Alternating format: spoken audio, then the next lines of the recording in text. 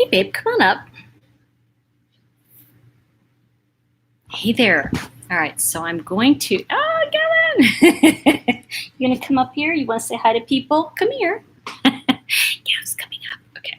I was teaching, that's why this is up here. So I'm just gonna put this down. Hi. Do you wanna come over here and say hi, everybody? Look, people are jumping on. Hi. You haven't seen it yet. Yeah, it's pretty haunting. Hi, live from your sofa. Did you get a new sofa, by the way? Or like, did you move your sofa? Hi, Black Rose. Deco, what's going on? Hi, Gabber. Hey, Cruise Boston, good to see you guys. I've missed you. So I wanted to jump on, right? Because it's our Wednesday night thing, isn't it, Gavin? Isn't it our thing? Yeah. So we wanted to jump on, and I wanted to talk about Emerald Isle. Ooh, that sounds very nice. So, hey, Jennifer, good to see you. Amy, good to see you. So I'm going to say hi to a couple people as we get started here. And, yep, me and Gav, we're back. And one of the things that happened in London was I discovered red lipstick. Oh my gosh, I fell in love with red lipstick. And this was just, ooh, Ireland. I want Ireland. I want to go to Ireland. So I'm going to come to Ireland. Can I come visit you? Yes, the trip was wonderful. I know Olive Joy, thank you. You know, I feel pretty good. I know, don't you love the red lipstick? Is it the most fun you can have? I mean, I'm always afraid of red because I always think, but I was just, you know what? I'm wearing black today, and I thought, So I've been working on the class that I'm teaching. I start this week, actually, is at this recording. I'm starting a level 1, just basically just an intro. It's not even a level 1. It's an introduction to my tarot deck. It's the Chakra Wisdom Tarot, so I'm doing the level 1. So I wanted to just let people join in for a minute and kind of get here and talk about the how they see us, because it's a very haunting, disturbing, like really scary kind of look at the inside view from the point of view of a Black family and Black families and their experience with law enforcement at that time in this particular case. And I want to talk about it a little bit because actually I was there. Now, I wasn't there in the park, but I was in New York in '89, and I remember it from a white point of view. And I'm going to share about that, and I'm going to share about some of the issues that I think are surrounding it now and what's coming out about it. And so I want to talk about that too. And I just want to say hi to a few people. Yeah, no, that's fine. Oh, you live in Canada. That's okay. Somebody needs to live in Emerald Isle. I know, Evie. I know the red, right? And I want to say hi to Jan. Is it Aoife? Hi. Good to see you. Emerald Isle in North Carolina. Ooh, that's even better. Isn't that like at the shore? Like, that's like a road trip, isn't it? Gavin and I are going to come see you, and we're going to sit on your sofa, and we're going to report with you. So that's what, that's the next trip, right? Mm-hmm. Yep, that's what we're doing. Oh, I need the shore this summer. Okay, great. So we're going to do like, sofa stuff. Am I still planning on moving? Ooh, Barb, you're in the Knoxville, Tennessee. Yay, Rudy, good to see you. Peace. So, yeah, you know what I want to say is that I'm not planning on moving, but I'm open to moving. How about that? Where I am right now. Ooh, I love Northern Michigan summers. You know, there's something about a winter climate and the summer, and not the mosquitoes, but the fireflies. Fantastic. So I'm just going to give us a minute to kind of be here, and then I'm going to talk about, a couple of people on Twitter did ask me what my thoughts were about how they see us. And this is just so those of you who don't know, this is the case, it's a famous case of the Central Park Five. 5 boys who were convicted of raping the Central Park jogger, which was a very big case in '89. It was sensationalized. I was living in New York at the time, and believe it or not, it was one of the reasons I moved. It added to my feeling of being unsafe in the city. And I want to talk about that in terms of it was a very violent time in New York. It was a very scary time.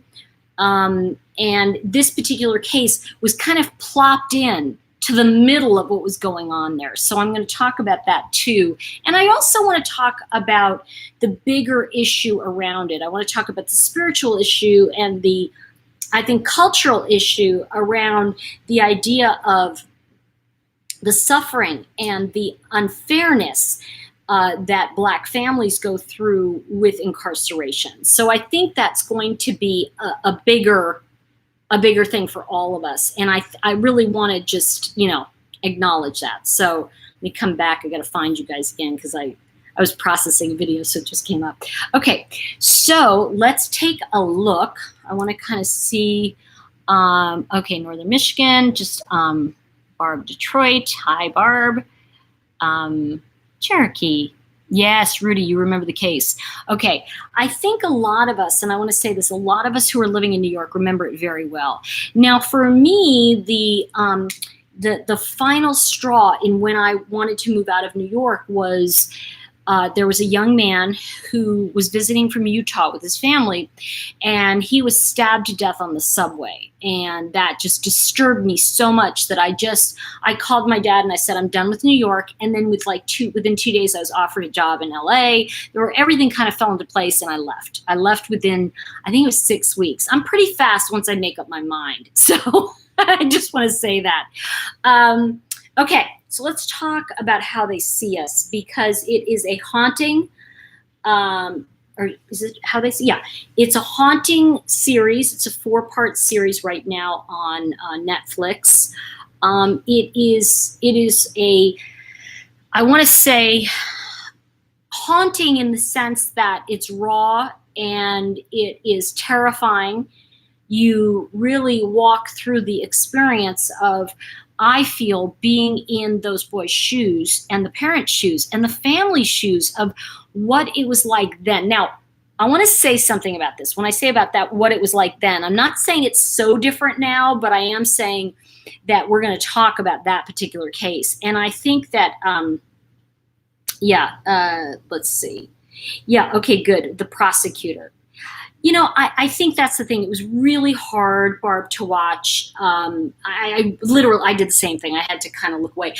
Part of it is that, and this is what I feel is the danger of this kind of thing right now, is that I think these kinds of stories come out now 30 years later, and it's like, the sad thing is that, has it changed all that much? Well, in some ways, yes. In some ways, that was a case where it really turned the corner in terms of not allowing children to be, minors to be interrogated without the video the whole time. And there were a lot of turning points in that case. Okay, so I want to do my little disclaimer here, and this is my little disclaimer. This is my opinion, and I have to say this because this is not written in stone. Remember, as I say this to all of you, that, I'm still a white girl from the city. So, when people look at me, they don't see my scarring. It's kind of like they don't see, growing up with an alcoholic family and all of the loneliness and the craziness and all of that stuff you don't see, right? And I think that one of the things as a white American that I really didn't see is, and I think that it gave me a wonderful window into it, is the destruction and the angst and the desperation of a Black family when these kinds of things happen. So there's a couple things I want to say about the Central Park Five, and I think this is important. That particular miniseries is told from particularly the Black point of view. And I think that's what makes it so moving. When the filmmaker tried to approach, I want to say it's Linda Fairstein, who also was the prosecutor for, you know who I mean, Robert Chambers, what a POS he is. But my experience with this is that, when someone is really, really guilty and like a bad person, they tend to go back again and get incarcerated again. So Robert Chambers ended up becoming arrested again, and he did go back to prison, which means he was really a POS, okay? These young men, they made a bad choice on a particular night in New York City. And I think that one of the things, there's a moment when it says, you do the right things with your kids and you think you're doing the right thing, and then there's that one night, and so I want to, for those of you, do you guys want me to give you the context of the story a little bit? I want to see if you do, because I think that, I just want to see what, okay, let me see. What happened, Barb? I'm missing something here. Let me see. Oh, I'm sorry about that. Okay, Barb, got it. Yeah. Okay. So yes. Okay. So let me give you the full context of this. 1988, 89, New York, heavy cocaine. We're really being introduced to the idea of AIDS coming into picture. So people are already afraid of getting some disease that they don't even know it isn't caused by the toilet. Do you know what I mean? There was like a lot of like crazy thinking going on. We also have to remember that, we were also coming off of a time when crime was on the rise, and crime against women and sex crimes were so insanely high in New York that, and at the time, Linda Fairstein was one of the first women who ever was, I want to say, appointed to the sex crimes unit. Now, I think it was April 16th or April 19th, forgive me for not having the exact date in my head, it was one of those two dates, and it was 1989. And it was a dark night. And what happened was, we knew in New York City, we knew the term wilding. We knew what that meant. And, at the time I was past high school age, but I still knew what it meant. And it really meant that you were going to go out and, as a youth, cause trouble in the park. You were going to mug and beat up anybody. You were just looking for trouble. So there were a bunch of, they say maybe 30 youth, as far as I know, they were mostly black. I don't know for sure. Might have been some Puerto Rican and some white boys in there too.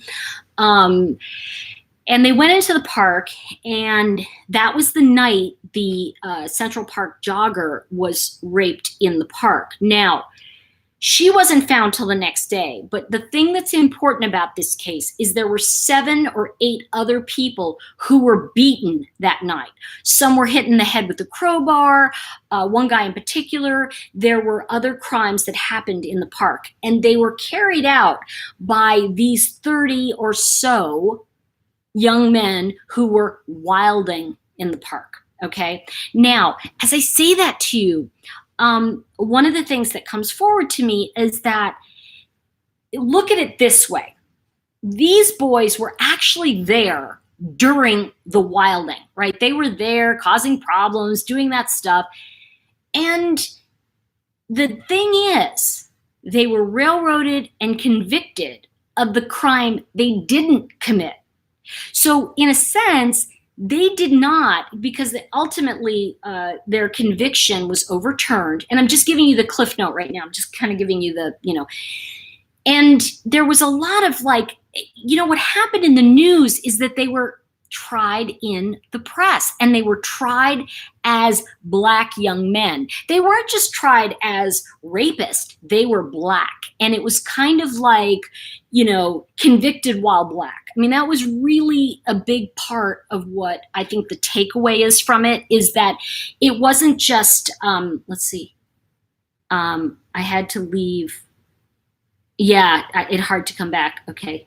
Yeah, the DNA didn't match. So we found that out later, because the jogger, who remembered nothing, by the way, she was so badly beaten, she actually had semen in her that was not belonging to any of the Central Park Five. It did not belong to any of them. There were actually seven, as far as I know, seven boys who were brought in. They were ranging, ranging between 14 and 18, I think. And yes, exactly. Many men in prison for their lifestyle choices, even the innocent ones. I agree. So what this case, let me finish the placement there, and then let's talk about how it's affecting us today. And I think what's really frustrating, I think for all of us, is that, at the time, it was really scary. I was scared of, like, what's this wilding mean? Could I be walking down the street and there would be boys running at me? I mean, you have to remember the head of the Post, this was like wilding in the park, and the craziness of the press, the outrageousness of them saying, look at this guilty young man. And I'm getting truth bumps as I say this to you. Here's the thing that's so frustrating about this. The press is now finally being called out for all the fake BS that they've put us through for years. And where do we find the truth, right? Because if you look at it, these boys were tried in the media. I mean, yes, and I don't want to minimize, Fierstein was a ferocious prosecutor. She was somebody who went after them. In some ways, too much. And I am not going to disagree with that. I do want to say, however, something that she did. Yeah, exactly. Media sucks. Thank you. Something that she did say about 5 or 10 years ago. Okay. So one of the things that she said recently, and I'm going to jump a little bit, but one of the things she said recently that I kind of did appreciate is she said, listen, pull out the files. Look at everything. Let's unseal them so we can see the truth of the whole situation. Here's the problem, all right? The problem is these boys did not commit that crime, but in her world and in the police world, they committed other crimes. So, she was defending and saying, wait a minute, they were in the park, they were beating people up, they were doing these things. How did they have these grass stains on their pants? How did they have this? And she was making a very good point about it. Now, as I say that to you, it's kind of like what frightens me now, and this is what frightens me now, is that rather than really look at the deeper ramifications to our society of, convicted while Black, right? Convicted while Hispanic, what we need to look at is not blame the public servant who was just as misguided as all of us, even though I want to say there may have been some questionable things that went on. I want to remind you all that, the press was all the story. I want to remind you all that when this was overturned, what happened was one guy in prison had waited for the statute of limitations to run out on the rapes he was convicted on, right? He was waiting for this statute of limitations on the Central Park jogger to really, how do you say it? The statute of limitations runs out, right? It ends. He was waiting for that before he said, oh, that was me. Once he admitted it, once they matched his DNA to the Central Park jogger, then in fact, the other boys were let go. Now, here's what gets me, and this is my own thinking. So you arrest a rapist who has the same MO as the Central Park jogger case, right? I don't know. I mean, I know DNA was fairly new then, but didn't you have a database? Wouldn't you run it? So I would like to see those I would like to see the transcripts. I'd like to see the court case, because to me, it seems like no matter how we slice it, folks, they were railroaded. Okay. Now, I think the deeper scary thing, and I just want to take a moment and see what, let's see. And they reported wrong names and pictures on Dominican resort. Yeah, thank you, Cruise Boston. They showed the Fiji tourists who died. I think they're so amateur, and she's talking about how the press is just all over the place. Yeah, exactly, Rudy, really. Very true, sensible crime in this day and age with all the social media. Fact checking is essential. Wow, that's just evil. Yeah. So here's the thing that I think becomes important here.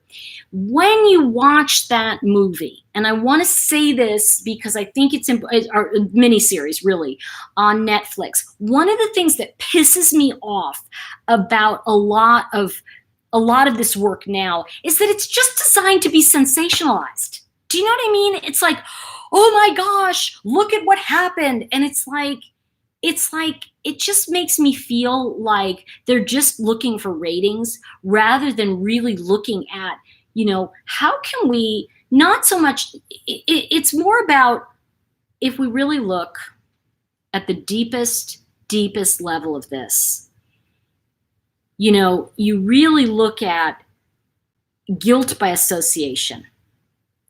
And those boys did not know each other that night, but they were put together. So we look at that as a mob. We look at these boys as how did they figure out how to get there?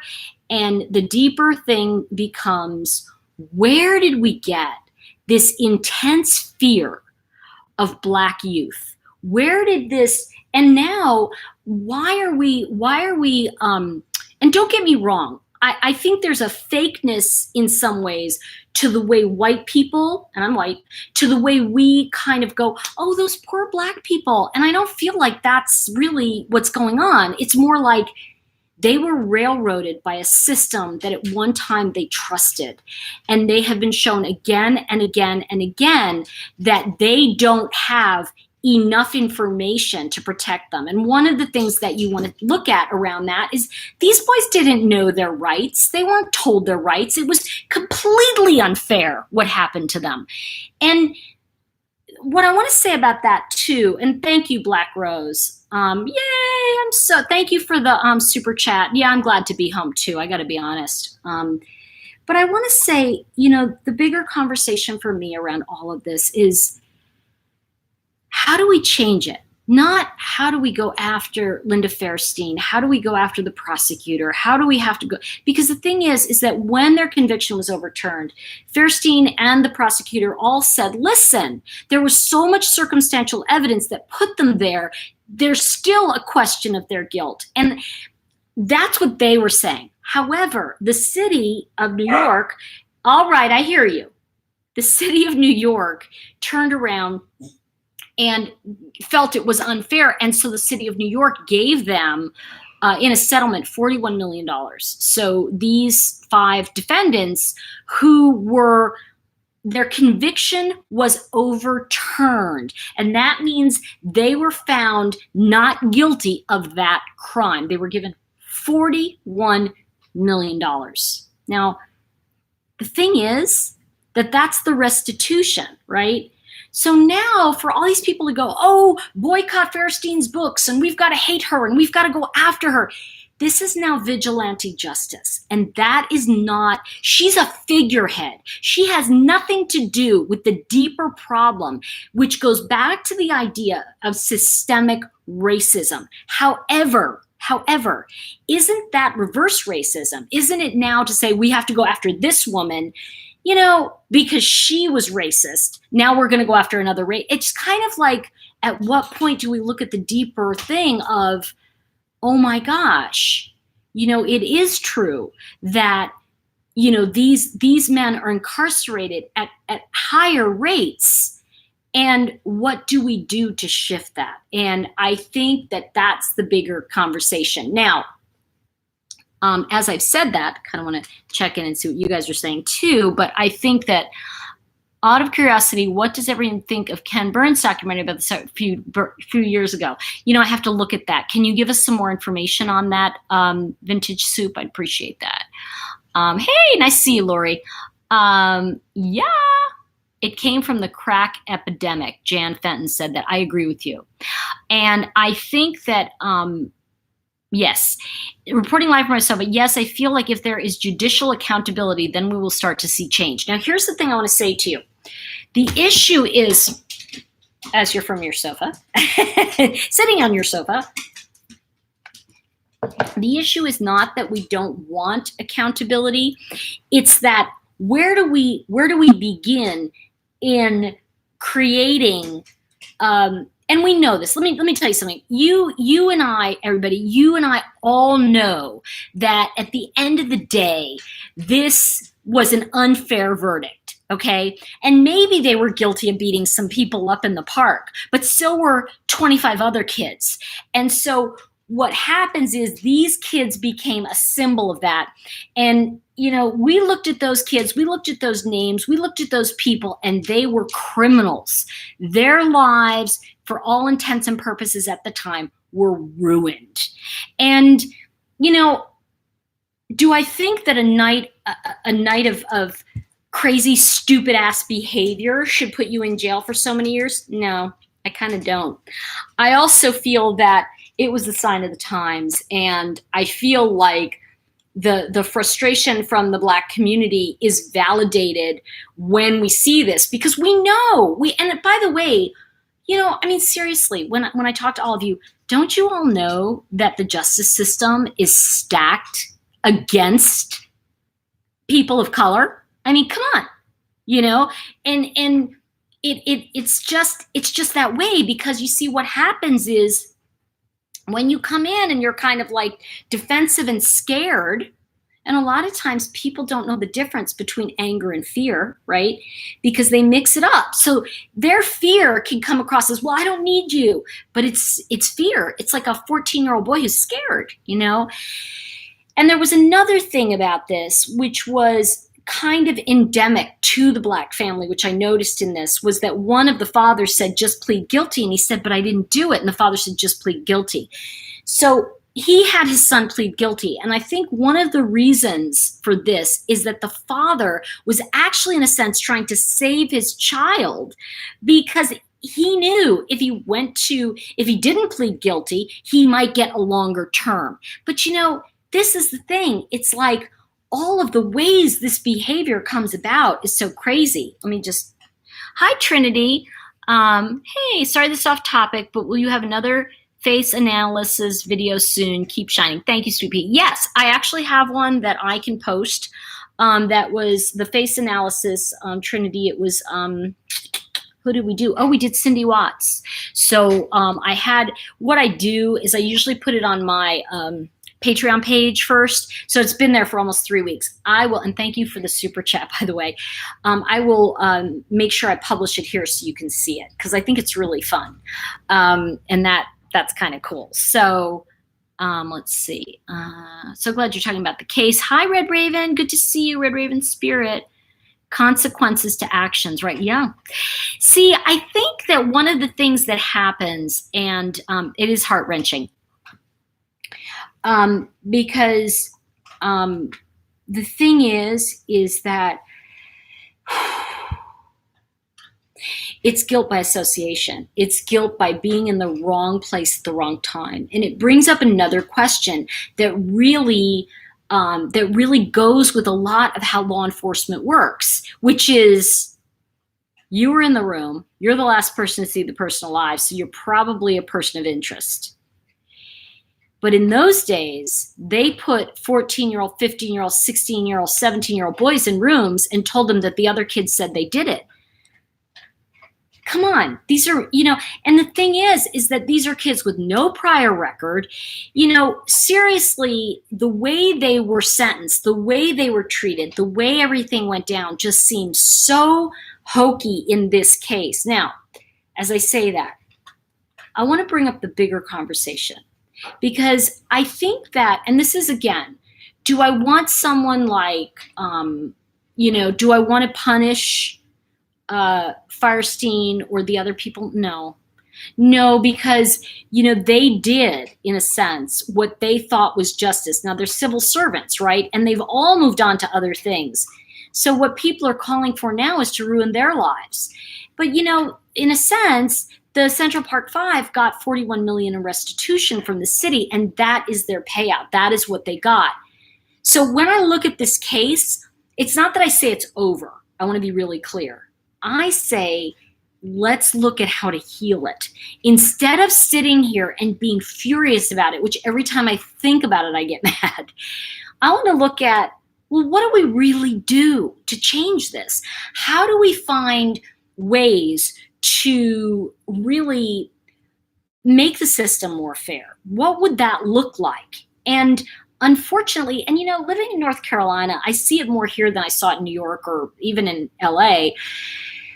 I see a lot of poverty where, people who don't have a lot don't really understand how things work. And as a result, they get caught up in problems.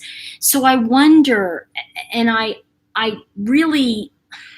at a loss, is what I'm saying to you guys. I mean, do I think they were abused because they were Black? Yes. Do I think it was systemic racism that we talk about today? Yes. Do I feel that they were railroaded? Yeah. And yet at the same time, I would like to see all the court case information opening, because what I want to say to you also is I feel that the police interrogation, the practice then, we wouldn't do today. But at the same time, it's kind of like when we look at someone who's committing a crime and then they get killed and that family goes up in arms. Oh, he's such a good person. Well, if he's such a good person, why was he carrying a gun? So we have to also consider that. But that doesn't take away from someone's right to a fair trial. And that's the point. I can't tell you how many times I've seen, and I know you guys have seen it, that, we look at someone who is getting a trial, and, they're getting a fair trial. They're getting their fair trial and they get convicted. I do not feel that the interrogation practices here were fair for these young men. And, we also have to look at what they moved on to. And right now, honestly, I think 4 of them are married with kids. They have their lives. They haven't gone into a life of crime. So when you look at that, you can automatically go, wait a minute, these kids they were not career criminals. They were kids who made a bad choice on a particular night. And should that be something that that we really begin to look at? And here's my other question. Is there a way for us to learn more energetically about how people are responding to situations? For example, I might respond differently than someone else. Like, for example, okay, this is perfect. Sorry, I'm itchy nose every time I get on here. For example, if you remember the night O.J. Simpson had murdered his wife and Ron Goldman, and he got on the plane and he flew to, I want to say he flew to Chicago that night, and he was cool as a cucumber. I think that we can see that, there's really no rhyme or reason for how people behave in a particular situation. Just want to say, a boy here drove 2 friends to an apartment to buy weed. Fight broke out, guy died, and now he and the driver got 7 years in prison. That's hanging with a bad crowd, and that's what it can get you. I really think that's true, Cruz Boston, and I think that's the point. Now, JC Chris, here's the thing I want to say about that. They interviewed Linda Fairstein quite a bit, and, I can understand from her point of view why she doesn't. I personally don't think that her apology or what have you is really going to help anything. Because in her point of view, and I'm not saying it's right, by the way, I'm not saying it's right. I want to be really clear so people are, you're saying no. I'm just energetically saying from her point of view, and what I heard from what she said in an interview was, I still feel that they were guilty. There was enough circumstantial evidence that they participated. Now, if she believes that, then she's not going to apologize. It's like they know they didn't do it. So they held their innocence. So she believed they did it. And as a result, she was against them getting the $41 million. She did not want to settle with them. The city settled, and she said that would have not been my choice. And I'm like, okay, but here's the thing. Why? I think we've got to get away from Linda. She's not the issue. The issue is Black children are being arrested and they are being tried in a way that is unfair and creates more problems. It doesn't help the system. We are not rehabilitating people. We are throwing them in jail because we're afraid of them. That's the issue. We are not saying, America for all. We're saying, America, I want it to be safe for me. And if you're not okay, we're going to throw you in jail longer. Well, what are we doing to help people? So I think in a sense, prison should be a place of rehabilitation. And it's not. It's not. And I think, even when we look at it, what happened to these boys, I mean, horrifying. So should they have gone through that for one night? Should these boys have actually, if it happened now, would they be on house arrest? And I wonder about that. No, probably not. They still would be in prison. And it's because we haven't changed the way we're dealing with our youth, because we're not teaching them anything. Thank you so much, Michelle. I appreciate it. I appreciate the, I really appreciate the super chat. Chicagoland. Oh gosh, talk about crime. Johnny Cochran was an amazing lawyer, but I still don't know how you live with yourself knowing your client butchered two people. Well, I think you have to remember something else, and I get this. I get what you're saying. But one of the most prophetic and profound things I ever heard for me when, as a white person, when I was watching the news and I was like, how can he get away with it? And I saw this young black kid on a skateboard and he was being interviewed, right? So I was watching it as a TV thing. And the kid said, well, it's about time. I see white people get off all the time and they're guilty. So why shouldn't he? And I thought, that's interesting, because I can see that. And, you can begin to see the bitterness that has built up over 30 years. So the fact that these young men and now men have gone on to build lives, and have gone on to get their freedom, it brings up a bigger problem of our system in general. I mean, what's wrong with us that we have such a high crime rate, that we are really attacking each other? It goes back to what I said, everybody. Say what you mean what you say, but don't say it mean. Be kind to each other. I was saying that throughout Europe, and people were like, yeah. And I think that when we look at this, the lack of civility to these families. And I think that, when we place it 30 years ago, you don't think of it, but guys, I forgot that 1989 was the freaking dark ages in some ways. We had AIDS coming into view. We had cocaine, crack cocaine. We were at nightclubs all night. What was going on in the world was scary and dangerous, and we were afraid.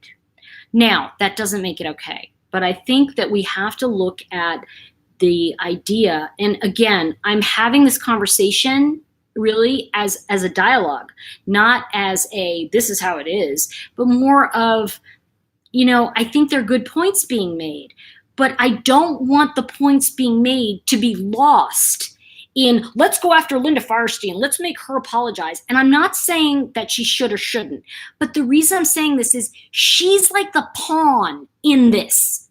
What's the bigger conversation? It's the way we treat Black people when they're arrested, or people of color.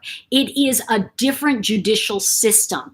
And I think we've kind of now gone to this, like, we're going to be so nice and pussyfoot around people, as opposed to going, okay, guys, this was happening, and believe me, the fake media was out there saying these boys are this, they've done that, they've done this.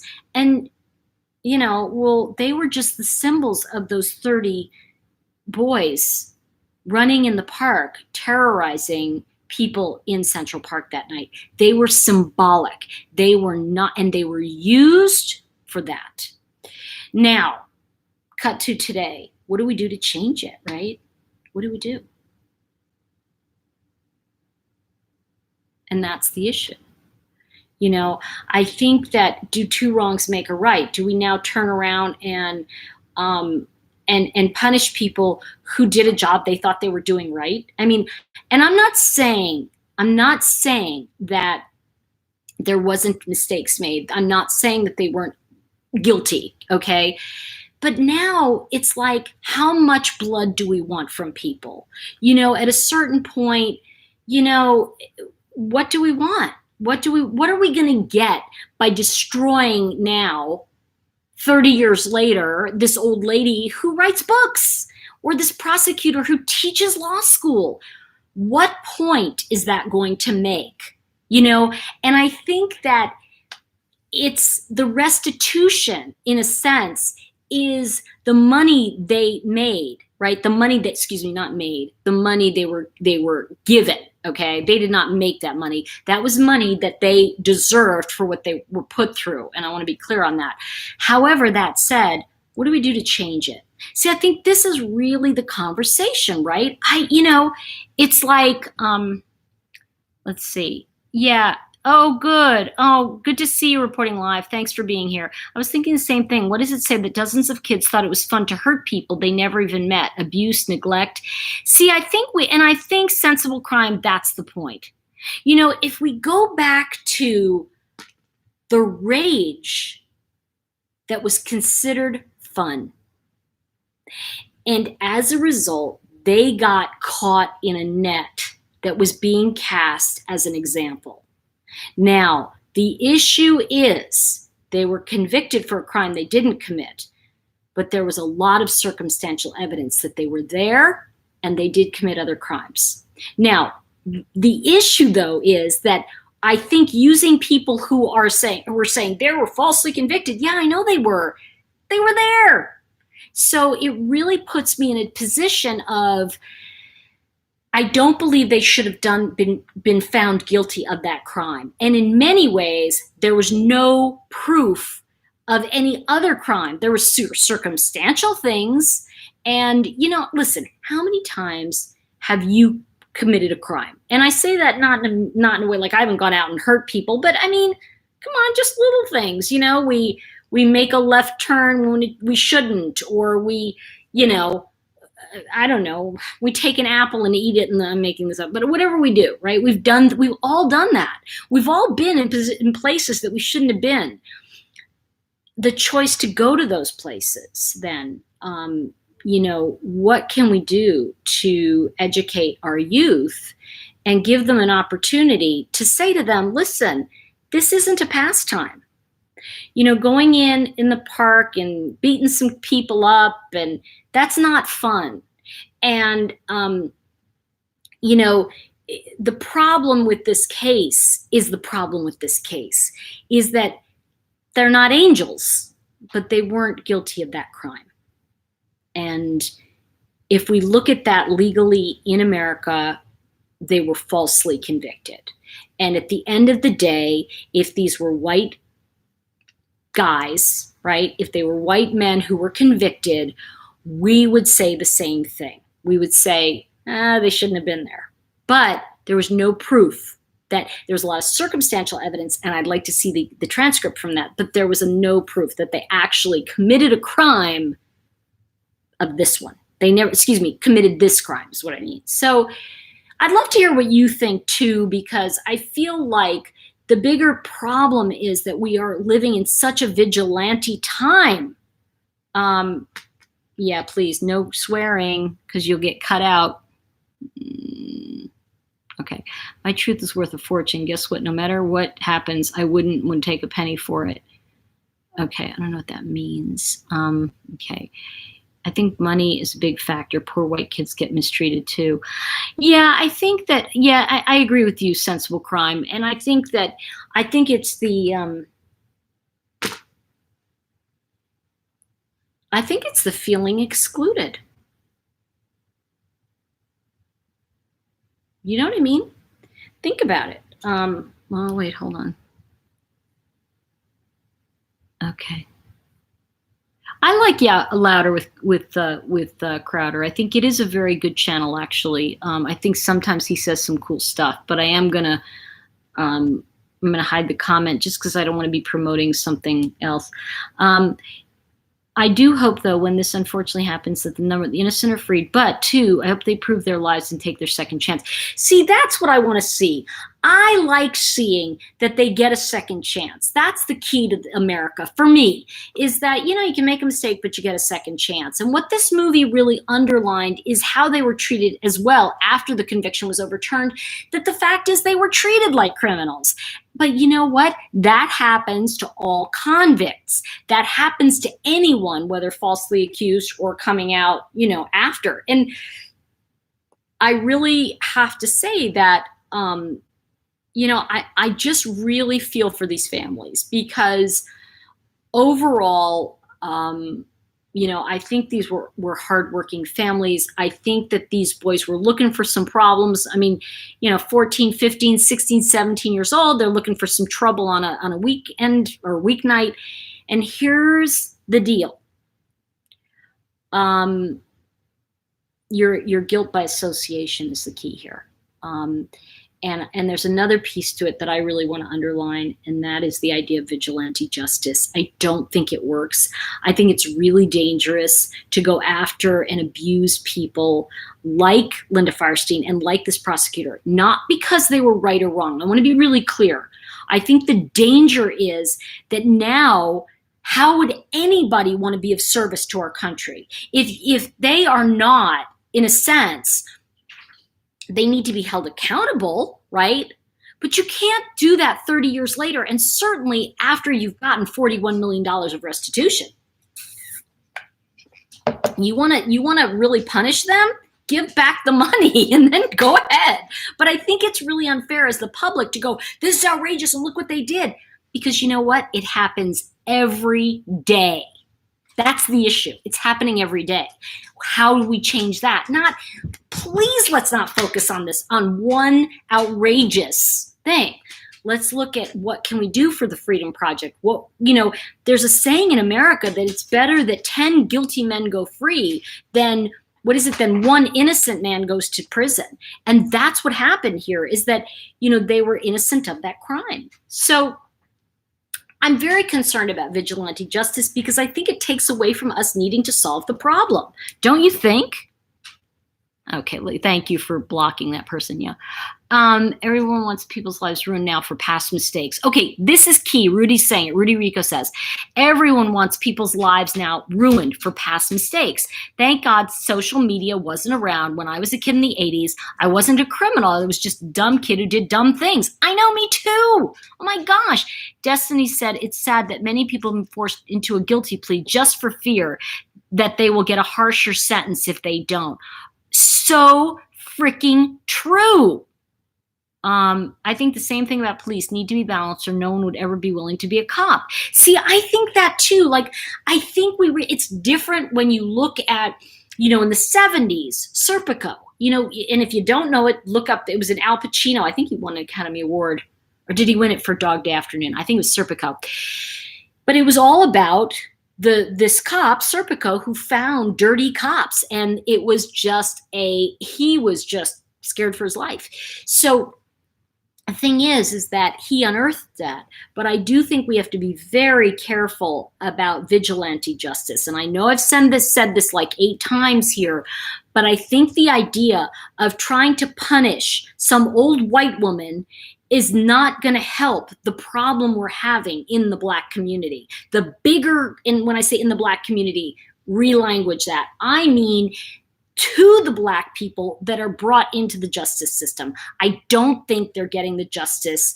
I don't think that they're getting the same justice we do. And I think that's what we need to look at changing. I don't know how to do it.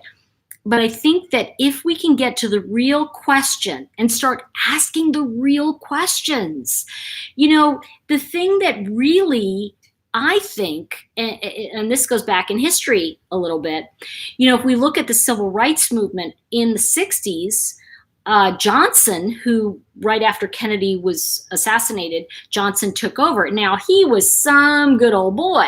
And that was when we saw a lot of, first of all, Vietnam. We saw a lot of the the civil rights movement coming out of the South. And you saw these beautiful people. I mean, beautiful black families. The men were in suits. I love the way men dressed then anyway, and the women, just suits and ties. They had their hats on. They looked really lovely. Black families marching.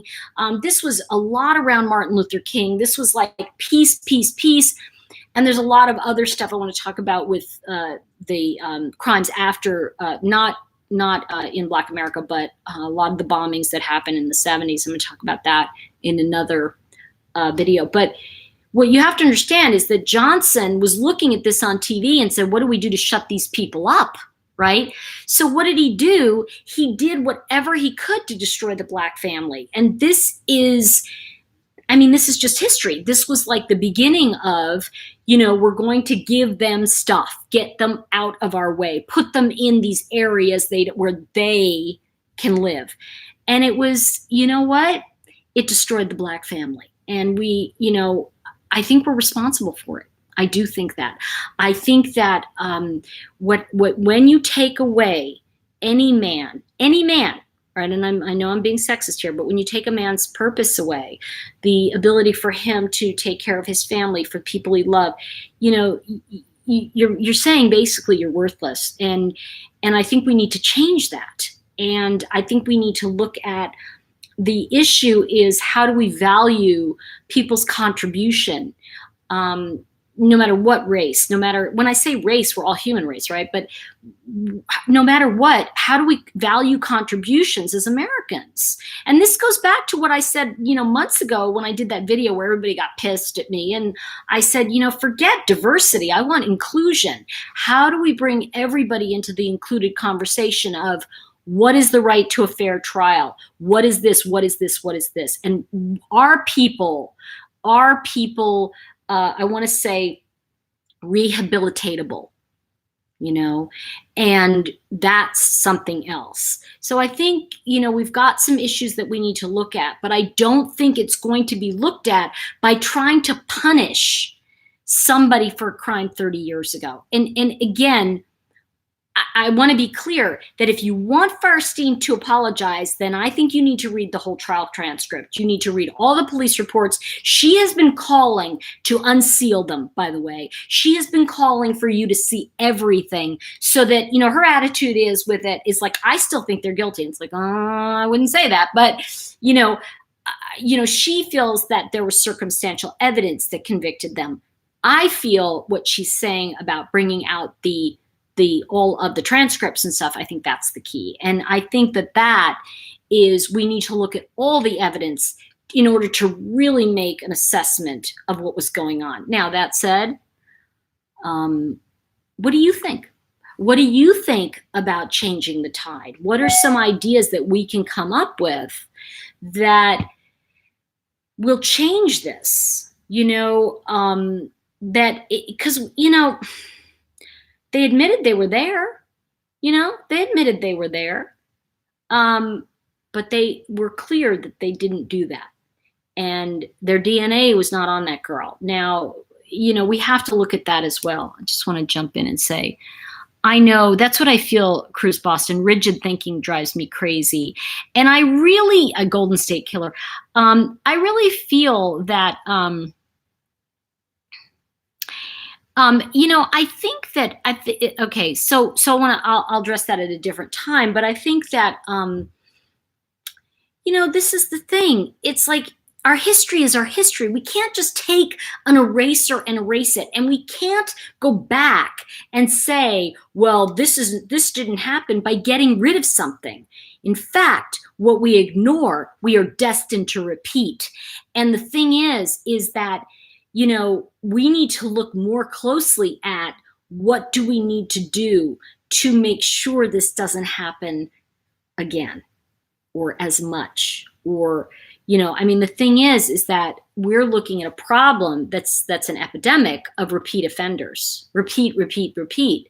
And that's what we want to change. So, I think that we can look at, and by the way, you just said this. What did she say about, oh, okay. The person who raped the jogger was a guy who he was a serial rapist, and he had committed rape a couple days before, a week before, on the East Side. He did this. He had gotten caught, and then he went off to, he went to prison. And there you go. Okay, Boston Bruins has nothing to do with this, so bye-bye. Okay, so time out. All right, so we've got, if we had a camera in the park in 89, we'd know. I agree, but we don't.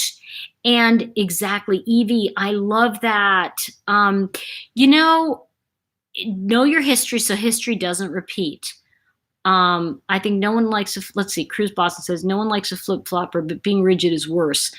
The more info you learn can chase your mind. Nothing's wrong with that. See, I really agree with you, Cruz Boston, and I think that this is an important thing.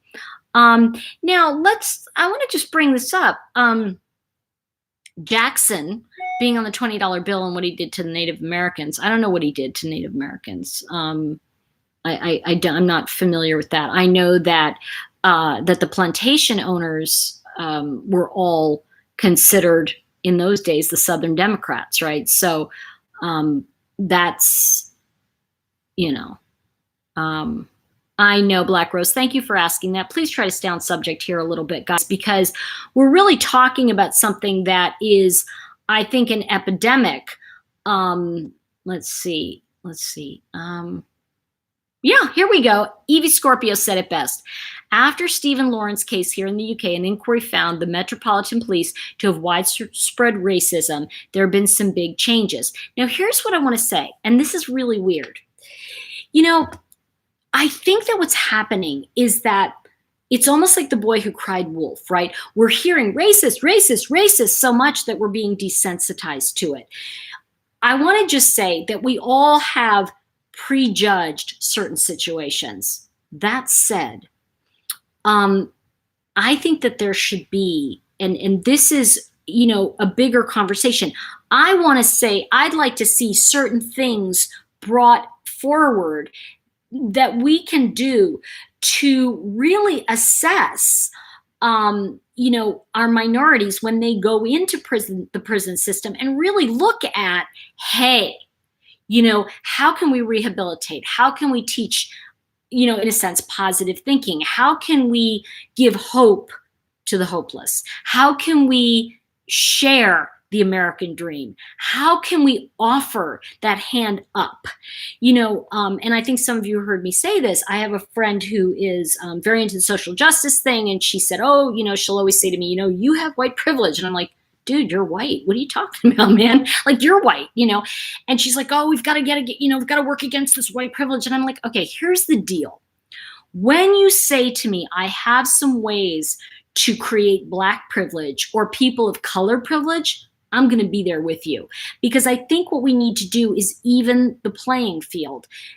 We can't, I think what we need to do is we can't go after somebody 30 years later, and because if the statute of limitations has run out on that rapist, we certainly can't go after someone who is a public servant, especially if there's enough evidence on their side to prove that they did have their own reasonable doubt. Now, here's the thing. What I'm saying to you is right down the middle. There are two sides to every story, and then there's the truth. And so we can look at the idea of some of the both sides have this thing going on. But I think what the series is really about is the systemic problem of Black people being railroaded in our judicial system. And that's what we need to look at. That's what, when you mention this about rampant racism, I think it's just rampant assumptions. But here's the thing.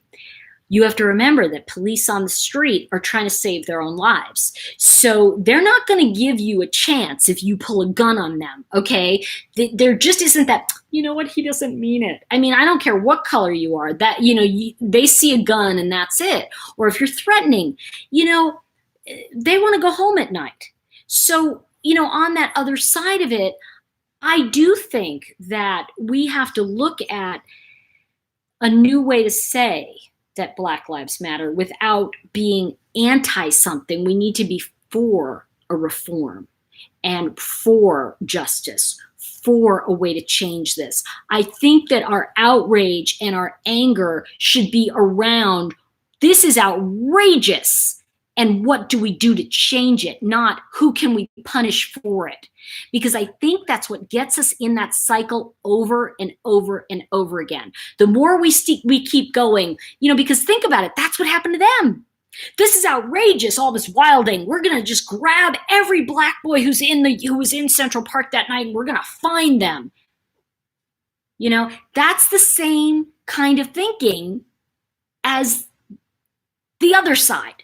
So it is not going to fix it. What is going to fix it is going to be a change of the way we approach this. And I think we need to have these discussions openly without the rage. I want to just say, okay, good. Sensible Crime says, I taught my Black God kids everything I could. My godson follows each one, teach one, and tries to take people under his wing. Good. That's a part of it, right? Cruz Boston said, poverty and lack of education is the problem. I think so. Street smarts can be great, but it doesn't put food on the table. It does if you can steal, right? Tunnel vision justice, what a shame. Yes. Yes, Rudy. And what is happening is, and I'm glad Rudy Rico said this, what is it? I forget what you said. Tunnel vision justice. Reginald Denny, yes. Okay, so that's a different conversation. We can mention that in a second. But the thing I want to say is tunnel vision justice, what a shame. Okay, when we look at tunnel vision justice, we are tunnel visioning that these Black kids definitely are guilty, right? Well, they may be, but they weren't guilty of that crime. And you don't get to then try them for a crime that you've got circumstance, but you have DNA from that I just think that they were railroaded into the confession. And I think without the confession, they may not have gone, the jury may not have found them guilty, because first of all, they were on the front page of every newspaper. Everybody knew these Black faces were the face of crime. And that's like, what? That's tunnel vision justice. But so is the other way. This person did this, and therefore we've got to punish them. No, we all as a society need to go deeper and wider and look at the bigger issue to resolve it. Because, the rage over, and he said it. Excuse me, I got something in my eye. Rodney King said it. Why can't we all just get along? And Rodney King was an alcoholic. I think he was hyped up on drugs, but he was like beaten, duh, and the thing is all of that rage, then goes into how can we attack people, innocent people.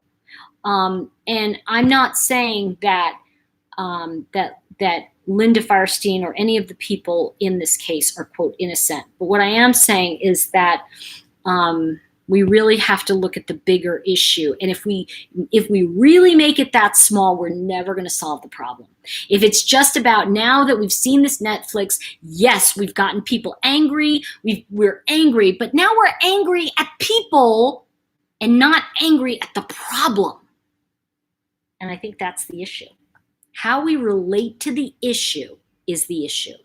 So are we relating to this issue as now we've got to go after these people that wrongly incarcerated them now that this came out? No, because you see, there's another side to it. We didn't hear from the Linda Firestein side.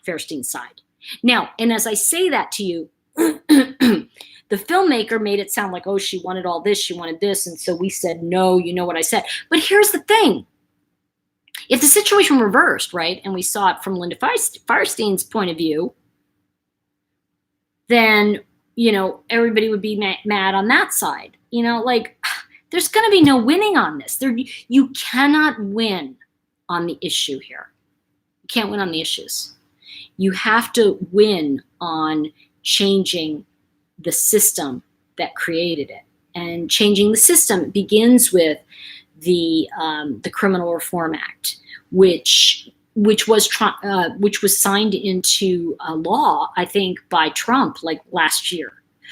It sat on a couple presidents' desks for many, many years. So we have to start with what can we do to reform it. We can't look at it as, what's this one person we're going to do? That's not going to help anything.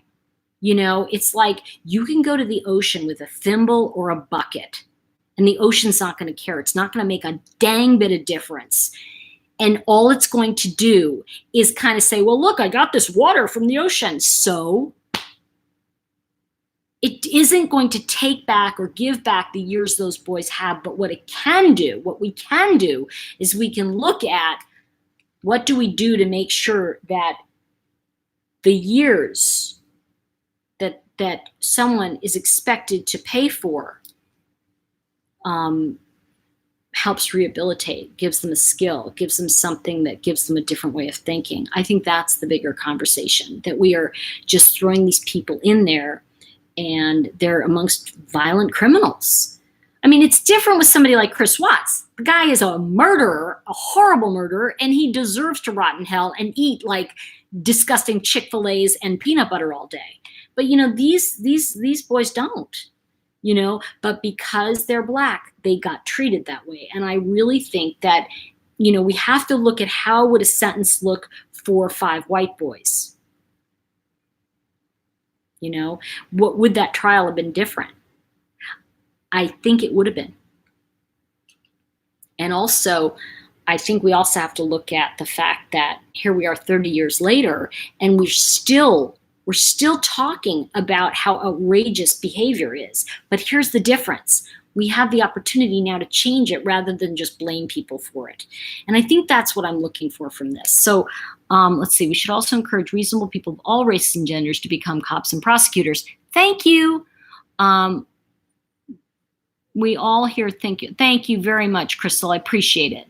What if it were a group of 14 to 16-year-old white boys? I agree with you. How would Linda have treated them? Would she, at best, given them slight benefit of the doubt? I think it's Adora. Is it Adora Agu? Here's the thing I want to tell you, though. She also tried Robert Chambers, who murdered and raped Jennifer Levin in Central Park. So this was another murder that happened in Central Park. And he got out in 17, I mean, it was something like 17 years or something. He was a piece of shit, okay? He was just a piece of dung, all right? And he ended up going back to prison for something else. So she was tough on anybody she suspected of rape. So this was like, I think we have to look at that it wasn't just that, but I do agree with you. Is it Adora?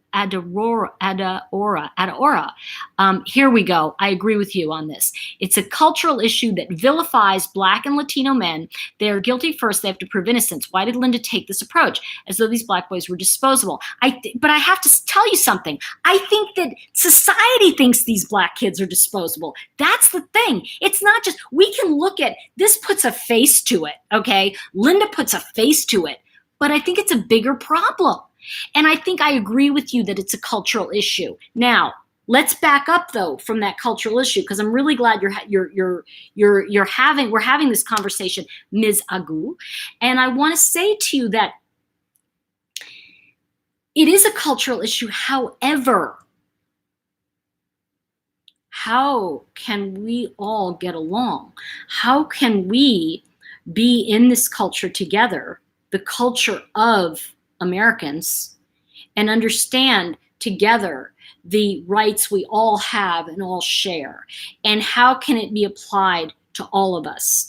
And I think that that's the, there was a really great case actually, and it was just such a weird kind of thing. It was a Judge Judy, and you know how much I love Judge Judy, everyone. And it was a girl and her mom, and a Black girl, beautiful young lady, and her mom were suing this boy and his mom, also Black.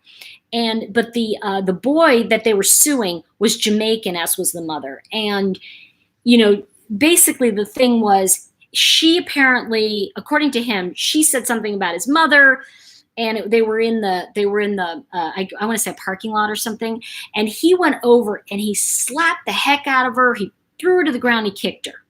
Okay, and I mean, you saw it. It was on tape, right?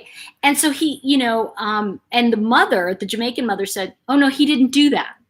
He's never hit anybody." And Judy said, "I just watched him hit someone, And the mother said, "Oh no, he wouldn't do that." And Judy said, "But he did. And what you must understand is you don't behave like that." And he said, "But she said something bad about my mother." And Judy said, "You don't behave like that." And you see, I think when we talk about this systemic, this cultural thing is like the boy and his mother still walked away with the idea that they were wrongly accused because and by the way, Judy ended up giving him, like they had only asked for like $400 in, something, I forget, and the medical bills. And the boy's mother said, "I'll pay for it." But then she decided not to pay for it. And so that's what they were doing in the court and all that. Anyway, Judy ended up giving a $5,000 settlement to the girl and the mother. And the girl and the mother were so well spoken. And they basically said, "You don't behave like that. You don't, no matter what someone says to you, you don't turn around and hit them. That is just not behavior that's acceptable."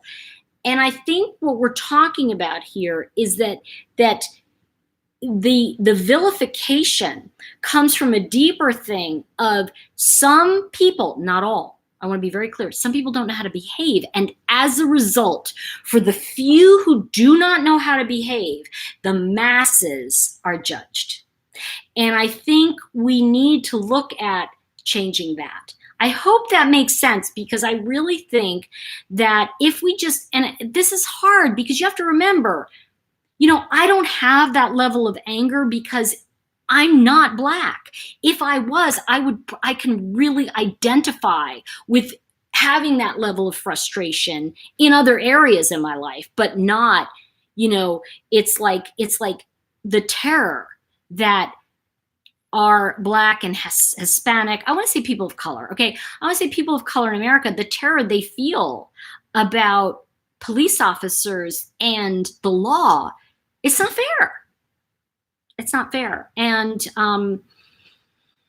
then I see so many good cops who are really trying to make things fair. And I think that when we look at it this way, everybody, I think that is, and again, this is not an easy conversation to have. It really isn't. But I do think, Adora, if it was white kids, I think they would not have been, and I want to say Adaora. Sorry, I hope I said your name right. Yeah, see, I wonder if white kids are taught to call their parents before completely cooperating with the police more than Black kids are. I think so, Sensible Crime. I think that, yeah, I kind of feel that way. Let's see, didn't see the notes. I know, right? I want to just see. The First Step Act became law after Congress passed it and President Donald Trump signed it in December 2018 with major revisions. Good. Okay, then I want to look at that, the First Step Act, because that's what, and I don't disagree with you, Ms. Adaora. And I think that if it were a group of white kids, I think we would much less fear them than the city and the press made them out to be, such scary villains who were violent and Preppy returned to the crime scene. Detectives learn a lot from the crime scene. Mistakes were made. I know, Jennifer Levin. Thank you, Catwoman. Yeah, Jennifer B. Different times. It's interesting to examine our history. I agree with that. And I'm sure that, listen, here's the thing. Whenever you take on a controversial subject like this, somebody's going to be like pissed. I'll lose a lot of followers. This is the kind of stuff that happens. But at the end of the day, I'd rather be with you and then just, ignore it. Like most people are just going to go, yeah, that's wrong. And, it's kind of like when some people were were anti-Nike because of Colin Kaepernick, and some people were pro-Nike, and you know, all this stuff. Truth is, I didn't buy Nike because it doesn't fit me. I don't buy Nike, but that doesn't mean that it's not a good brand. But I think that when we look at it as a bigger picture conversation, Nike, corporate America, actually made money on Colin and the whole following. So if we look at it, they were exploited. So we have to begin to look at the bigger exploitation that's going on across the board, you know? So I think that that's a big part of it. I know, me too. Hold on.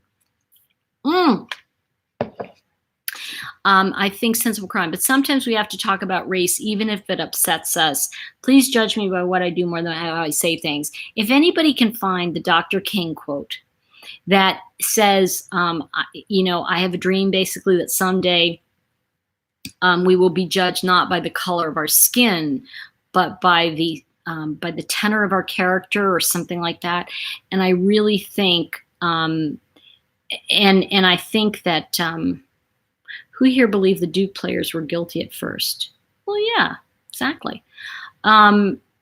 Okay, here we go. So the thing I want to say, I'm glad you said this. 1986, Robert Emmett Chambers Jr., he was born in 1966. He was nicknamed the Preppy Killer by the media. He's an American criminal. He pleaded guilty. He murdered Jennifer Levin. And that was Linda Firestein. She went after that guy. So one of the things I want to say about Linda Firestein is she was like an animal going after these like criminals, and especially rape. This was like her, you know, I want to say it was on her watch, and she was going to do whatever it took. So I think there was a lot of things with interrogations and interrogations of the youth and all that was really difficult. Wait, where is it? The content of our character. Thank you. That one day we will not, thank you, Edie, we will not be judged by the color of our skin, but the content of our character. Thank you. And this is it. Sensible Crime said, I have a dream that my 4 little children will one day live in a nation where they will not be judged by the color of their skin, but by the content of their character. And I think that, that my 4, yeah, thank you for saying that. It was such a great speech. Yeah, it was the content of her character. You know, the thing is that,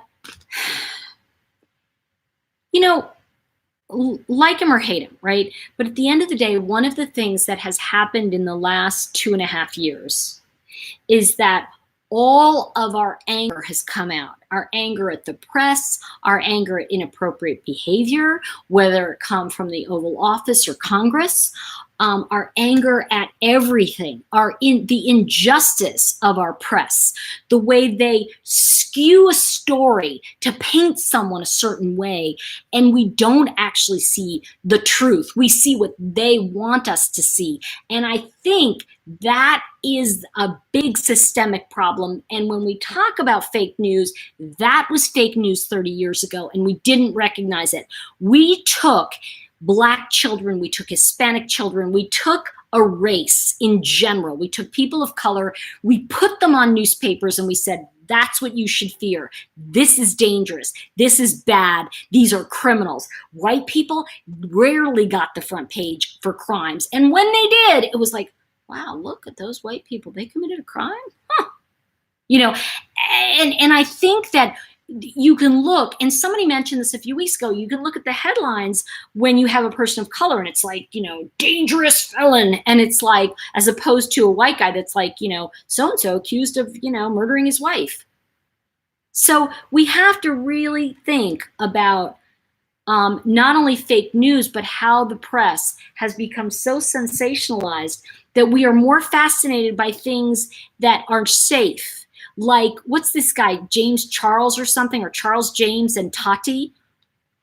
I mean, we're more into their war than we are about the real systemic problem, which is that stop blaming one person for the world's problems. Let's take responsibility on changing it. And what do we do to look at a person's character? I don't know what that looks like. Maybe that's what we need to start investigating. Maybe we need to start looking at when there are movies like this, and by the way, very well done. Very well done. The issue is that it only incites more anger to go after people that are inconsequential in resolving the future. See, I don't think that in this case we can go back and attack people who made mistakes in the past to correct the future. Because again, I only think that we can look at this as a bigger problem and what can we do to resolve it. And I think that, and I know that somebody's going to mention this on, somebody's going to say whatever on the feed, but I just want to say that I want to say it for the record, which is that, I think that the bigger problem that we have is that we're not willing to really look at the deep, deep things about the way communities approve and disapprove of behavior. The idea that one community accepts certain behavior and another doesn't. And I think that the rules of law have to be the same for all of us. And I don't know what that looks like. I don't know, but I do in a certain sense. I think we're just teaching the wrong things in school, basically. Do you remember there was a book years ago that said everything I ever needed to know I learned in kindergarten? Be nice to each other, have cookies and milk, take naps, hold each other's hand. I think these are things, hate is something that's learned. It's not a family value. It's something we're trained in. So, no, you're fine. Let's see.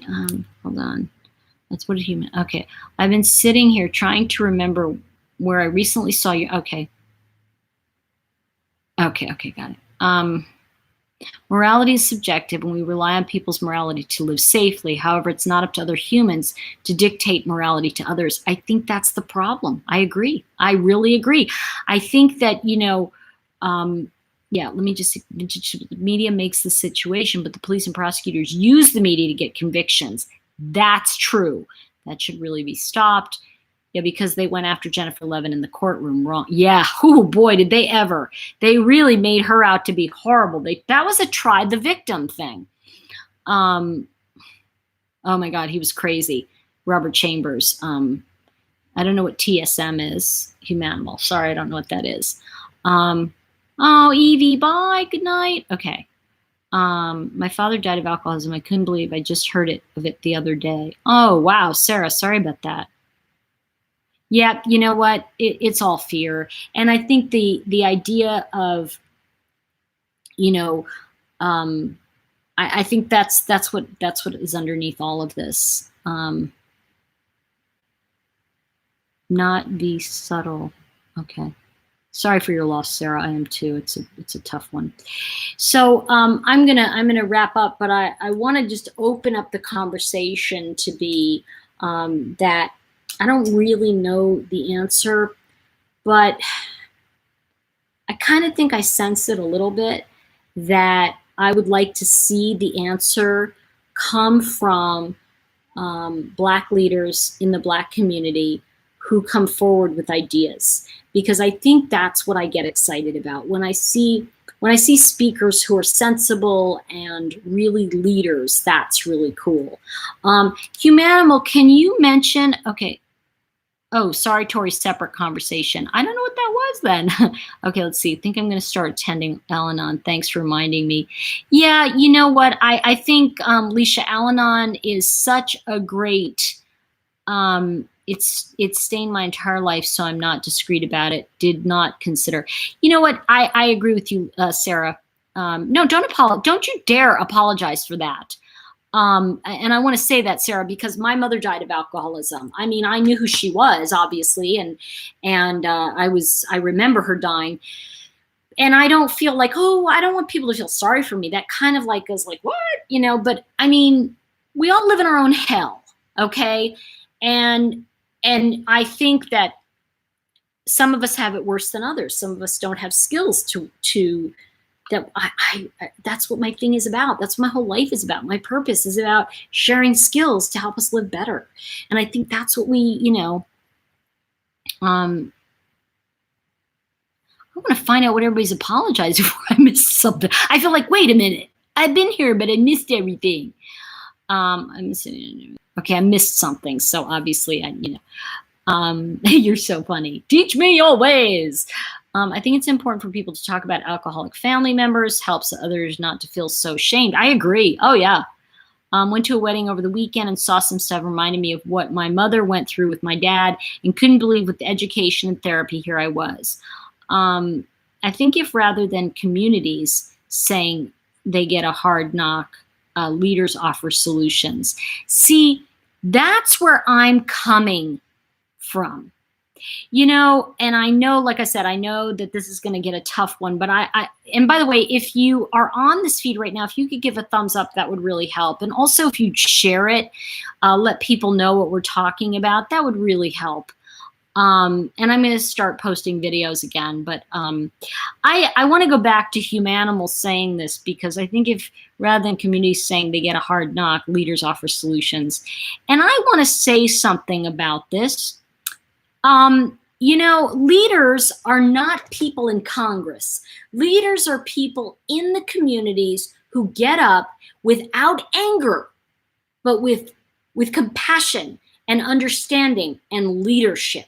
Because one of the things I think that you have to get is that people will not listen if you're yelling at them. If you're telling them that they're bad or wrong, they're going to be like, whatever, it's just another angry ex-person, or whatever that person is. I don't want to listen to it. So I think we really need to have to, come back to the idea that I want to see these people coming up out of communities. I want to see people rising up and saying, wait a minute. It goes back to what I said in some of my early videos. I'm mad as hell and I'm not going to take it anymore. I want to see the change come from compassion, not anger. I don't really, there's a wonderful thing that Mother Teresa said this. She said, I will not march with you against war. You will never see me march against anything, but you will see me if you march for peace. If we marched or we spoke or we started looking for positive ways to rebuild and reconstruct our communities, and particularly coming from some of the I want to say the minority or the people of color communities, right on. I want to be there for it, but it's not my business to lead it. It's my business to support it when it is constructive and not be the voice, but be a support of the voice that can lead their people. And when I say their people, let's face it, I think we have to look at, we're a how do you say in America? We're a melting pot, right? We're so many different cultures and so many different ideas. And Humanimals said it, you absolutely can't, tell people how to behave morally. But what you can do is you can set a criteria of what's not allowed. And I think that's, unfortunately or fortunately, some of the stuff that's not taught in the home, because a lot of children are abused, and that's where we're coming from, Yeah,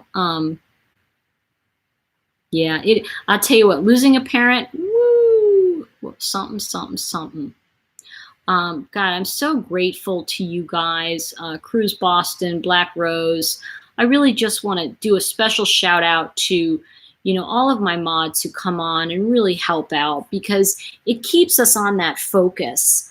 And I want to say to you, Rudy just said it, hardcore alcoholic for 34 years.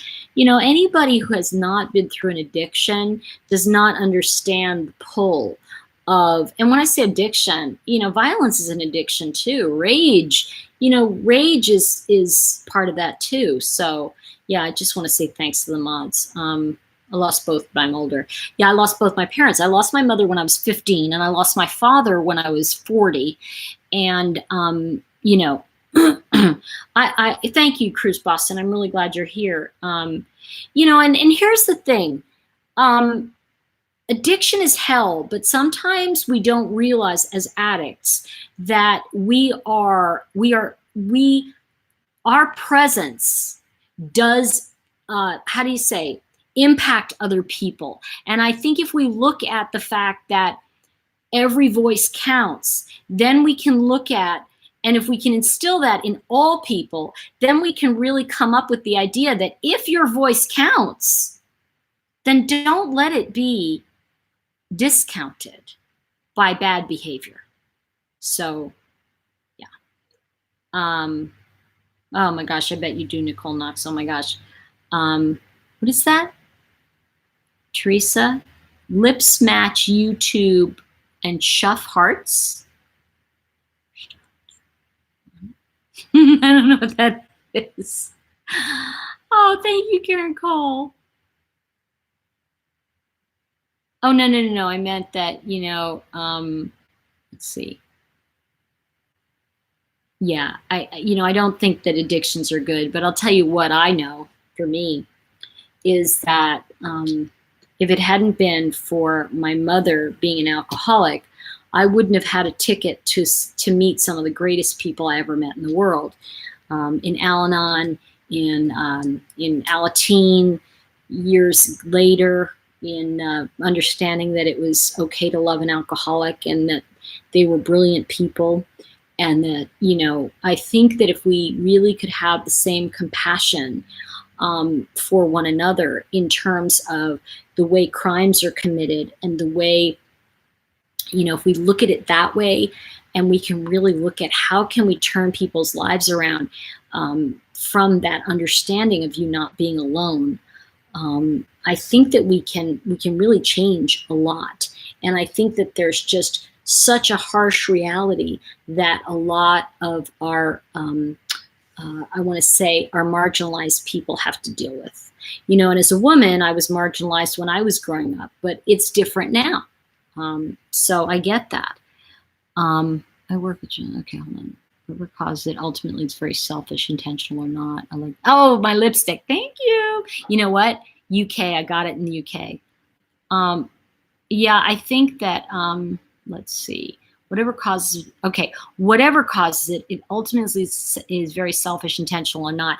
Yes, I do think it is. However, it's really hard for an alcoholic to process that because they, in that boat, it's like that's just shaming, and we know, and by the way, anybody who grew up with alcoholism, if you are a child of an alcoholic or grandchild of an alcoholic, you're half alcoholic and you're half, I always say that, I was mulatto because I was like half alcoholic and half Al-Anon.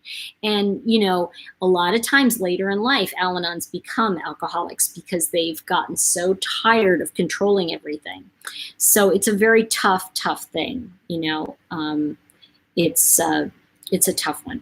So what I want to say to everyone is that I'm really glad to be home. And yes, this is Fab Red Lipstick. I'm so excited about it. I got it at Primark. Yes, Primarni in the UK. Very good to see all of you. Much love. I'm going to be putting more videos up. I just wanted to jump on tonight because it's my Wednesday Night Live and give you guys a chance to say hey. And I will see all of you very soon, I'm hoping. Yes, I love the UK. Much love, everyone. I've got to go finish up because I'm teaching. I start this Friday night with my Chakra Wisdom Tarot class. I'm so excited. Congrats, Rudy. I didn't say that. Yeah, my lipstick. Thank you through YouTube. All right. Love to all. Cruise Boston, Black Rose 11, superstars, true superstars on this channel. Thank you for helping us out.